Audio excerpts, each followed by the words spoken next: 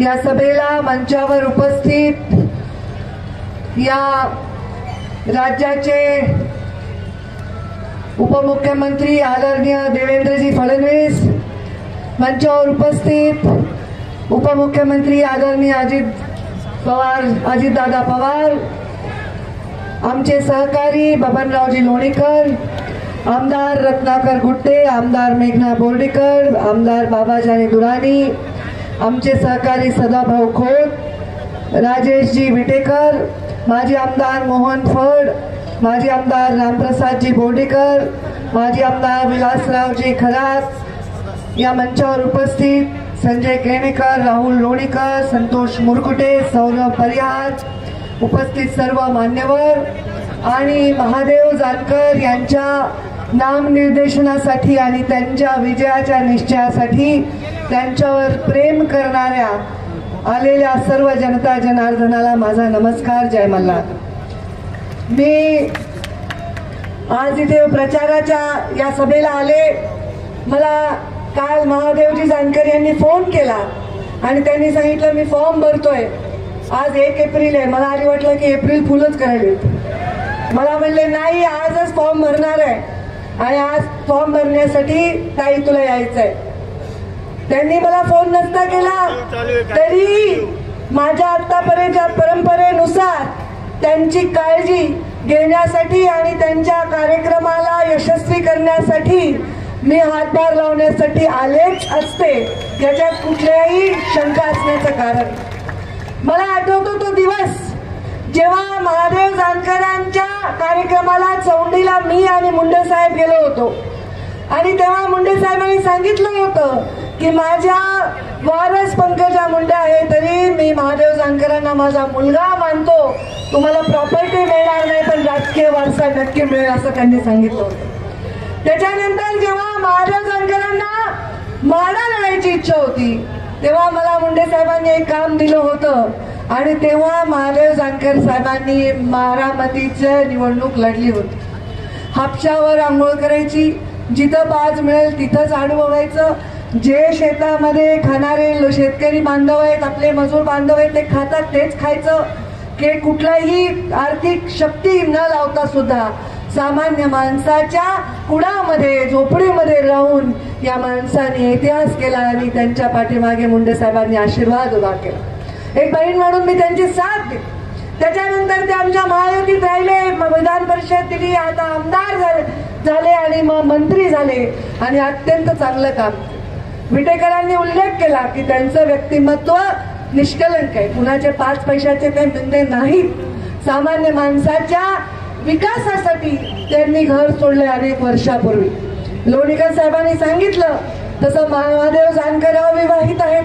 त्यांना काही परिवारासाठी 4 पैसे कमवायची कुठलीही आशा नाही आणि त्याच्यानंतर आता ते इथे आल्यामुळे असा आरोप होत असेल की ते बाहेरून आले तर असं विचार करण्याचं कारण नाही. या महाराष्ट्राच्या हितासाठी सामान्य माणसांसाठी भटक्या विमुक्तांसाठी काम करणारा माणूस भटकत राहत असतो, तो एका जागी राहत नाही. आणि तुमच्या विकासासाठी बारामतीत सुरू झालेला प्रवास भटकत भटकत येऊन परभणीमध्ये थांबलेला आहे. त्यांना विजयी करायची जबाबदारी मंचावरच्या प्रत्येक माणसाची जेवढी आहे तेवढी तुमच्या सर्वांची देखील आहे. विकासाचं काम करण्यासाठीच अनेक शक्ती आज एक आल्या.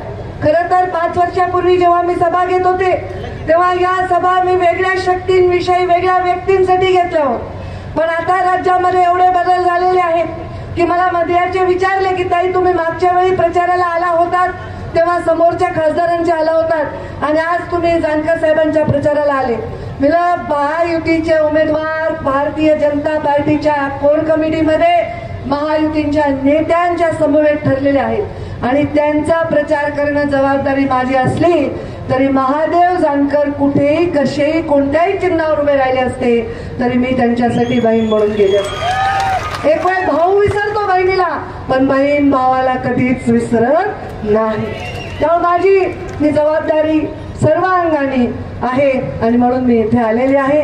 आपण सर्वजण या भागाच्या विकासाची, या भागाला एक ओळखीची गरज आहे. डायरेक्ट सत्तेच्या बरोबर राहून सर्वांगीण विकास करण्यासाठी महादेवजी जानकर यांना आपण प्रचंड मताने विजयी करा.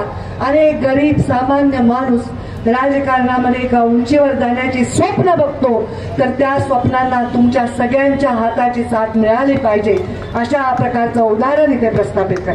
जानकर साहेब, मी तुम्हाला पण हक्काने सांगणार आहे, तुम्ही या लोकांसाठी ते घर घ्या. तुम्हाला काही फार मोठ्या घराची गरज नाही, तुम्ही एकटेच आहेत. तुम्हाला काही फार मोठ्या घराची गरज नाही. जे काय घर तुम्ही घेताल त्या घरासमोर वंचितांची, पीडितांची गर्दी झाली पाहिजे आणि त्यांचं प्रत्येक काम तुम्ही मार्गी लावलं पाहिजे. तुम्ही इथेच राहा, या लोकांच्या विकासासाठी काम करा, त्यांचं आयुष्य घडवण्यासाठी काम करा. ईश्वराने तुम्हाला दिलेली जी संधी आहे त्या संधीचं सोनं जनतेची सेवा करून करा. कारण सत्ता म्हणजे सर्व नाही. सत्तेमध्ये आम्ही राहिलो, पण माझ्या अनुभवामध्ये फक्त 95 ते 99 सालापर्यंत मुंडे साहेबांना सत्ता होती. नंतर कधीही सत्ता नव्हती, पण जनतेच्या मनातली त्यांची सत्ता कधीच कमी झाली. मी सुद्धा आता स्वतःच्या अनुभवावरून सांगते. खरं तर आता मी उमेदवार आहे. उमेदवार असल्यामुळे मला माझ्या मतदारसंघात राहणं आवश्यक आहे. बऱ्याच चर्चा, बऱ्याच गोष्टी, अमुक आहे निवडणूक, तमुक आहे निवडणूक बाहेर येत आहेत. त्यामुळे मी अगदी डीप जाऊन काम करते, लोकांच्या भेटीगाठी घेते. मी लोकसभेत आत्ताच जाईल असं मला वाटलं नव्हतं, पण पक्षाचा आदेश आहे, मी निवडणूक लढायला उभी राहिलेली आहे. आणि असं असताना सगळेजण मला म्हणतात, ताई तुम्ही सभेला या. तेव्हा मला वाटलं नाही की बाहेर मी फार राज्यात वेळ देऊ शकेन. पण जानकर साहेब, तुमच्या प्रेमापोटी मला इथे येणं भाग होतं, हे तुमच्यासाठी मी इथे आले. पण आज निवडणूक लढताना तुम्ही लोकांना जो शब्द द्यायचा आहे तो शब्द त्यांच्या सेवेचा आहे. आज 5 वर्ष कुठल्याही पदावर नसताना सुद्धा जेव्हा मी लोकांच्या समोर जाते, लोक माझ्या विकासाचं उदाहरण देत आहेत, तेव्हाच्या सर्व जाती धर्माला सोबत घेऊन जाण्याचं उदाहरण देत आहेत. तसेच उदाहरण तुमच्याही बाबतीत लोक देतील याचा मला पूर्णतः विश्वास. पद आणि प्रतिष्ठा ही कमीत कमी फिकी पडते जेव्हा माणूस डायरेक्ट लोकांच्या संपर्कात आणि सेवेत असतो. त्याच्यामुळे आपण सर्वांनी लोकांच्या सेवेसाठी आपण जे व्रत घेतले ते व्रत पूर्ण करण्यासाठी कार्यरत राहावं असा विश्वास व्यक्त करते आणि माझ्या भावाला जानकर साहेबांना खूप खूप शुभेच्छा देते. धन्यवाद. जय हिंद, जय महाराष्ट्र.